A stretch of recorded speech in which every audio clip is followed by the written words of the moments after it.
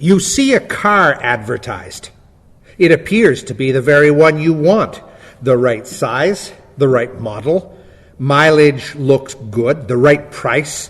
You fire off an email or leave a voicemail, and within an hour you get a message back.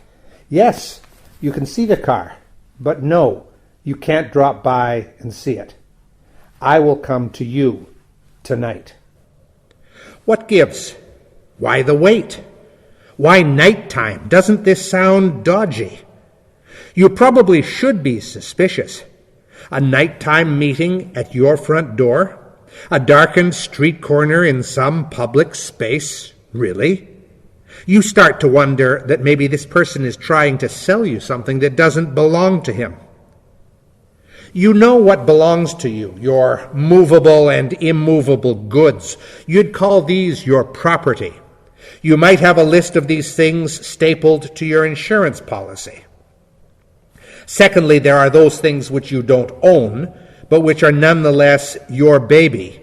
Processes at work which you got rolling, an article you've written, an idea, a recipe, a piece of music even, which you created that you consider yours. Lastly, there are those things that you've been given to care for and to manage. The family fortune, the company's secrets, the charter of the association you belong to.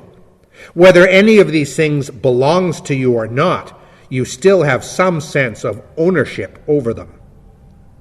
In the 3rd chapter of John's Gospel, Nicodemus the Pharisee pays a late-night visit to Jesus.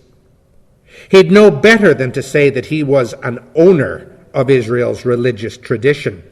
But there's no question that he comes to Jesus this night as a gatekeeper of Israel's religion, one of its chief stewards, one of its guarantors, one of its border guards, if you like. Israel's religion is his baby. As a religious expert and arbiter, Nicodemus could be said to get the whole concept of God and to be one of the go-to people for questions of law-keeping and belonging. Tonight, Nicodemus believes he's in a position to sell something. He comes to Jesus expressing a genuine interest. This nighttime meeting, on the other hand, suggests a guarded caution about what Jesus is doing. We think you're one of us, he tells Jesus.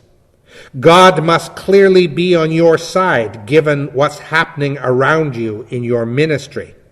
Nicodemus presumes to stand in Jesus' presence as someone who believes he can include or exclude this itinerant rabbi from the mainstream. He's offering Jesus a franchise. And this is where Jesus stops him in his tracks. You see, this is the deal with God. God gives to whom he wants. He chooses unlikely partners. He gives to people who don't deserve it. He decides to start something somewhere, and he points his finger at Abraham, wandering with his family at a crossroads on a Middle Eastern trade route, and he says, this one, I think I'll start here with this one, with this random. And Abraham gets what he needs because he says, okay, start with me then. It's on your curriculum, all of this, Nicodemus. I'm not telling you something you don't know. God gives freely and wants the world to have what he wants to give. And here you are telling me that you can cut me in on your deal, that you can let me have a bit of what you have. Ask yourself what anybody's property consists of at the end of the day. Your name may be on the title deed, but you're only one of a series of people who has lived at 246 Elm Road across the span of a century. You're here, and then you're not. And notwithstanding intellectual property laws, can anyone really be the proprietor of an idea?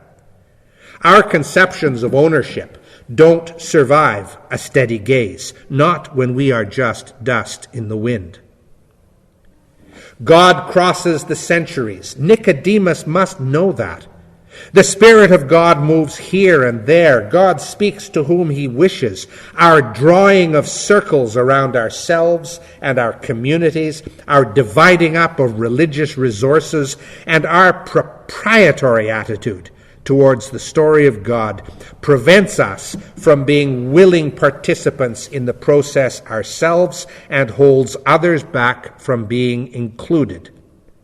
No, Nicodemus, you don't get God. You may not draw a circle around him.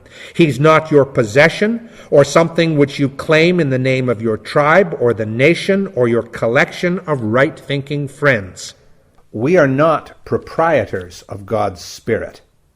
On a good day, we might become followers of that same Spirit.